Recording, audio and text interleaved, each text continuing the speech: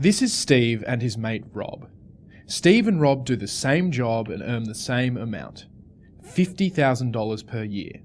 Both earn the same amount of superannuation every year, 9% of their salary or $4,500. They work the same job, earn the same amount, and get paid the same amount of superannuation. But that's where the similarities end. Steve is pretty switched on with his super. Every time he's changed jobs, he has made sure that his new boss pays his super into the same account. So all his super is in the same place. Rob, on the other hand, is a wee bit clueless. When he changed jobs, he didn't worry about his super.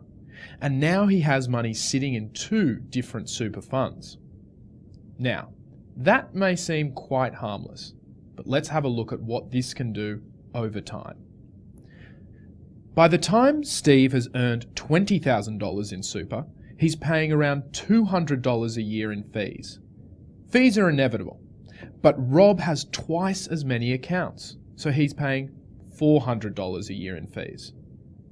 Over 40 years, Rob is going to wind up spending $8,000 more on fees than Steve.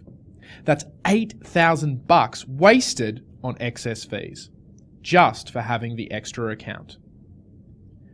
But worse than that, if one of Rob's accounts happens to have less than $1,000, he'll pay more in fees than he earns in interest. Yep, he'll lose money. Hang on a second though, it gets even worse. The $8,000 in extra fees isn't the only cost. That $8,000 would have been accruing interest, and over 40 years might have earned him an extra $10,000, $20,000, or $50,000 in interest, or even more.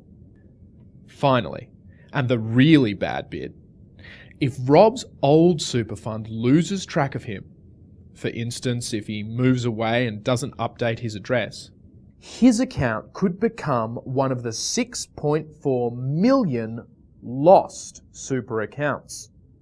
There's a total of 12.9 billion in these accounts. Think of all that lost money.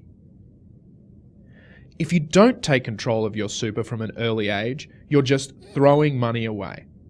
Super isn't the only investment you'll ever make, but it is the one that everyone will make. So don't waste money. Start now, start smart.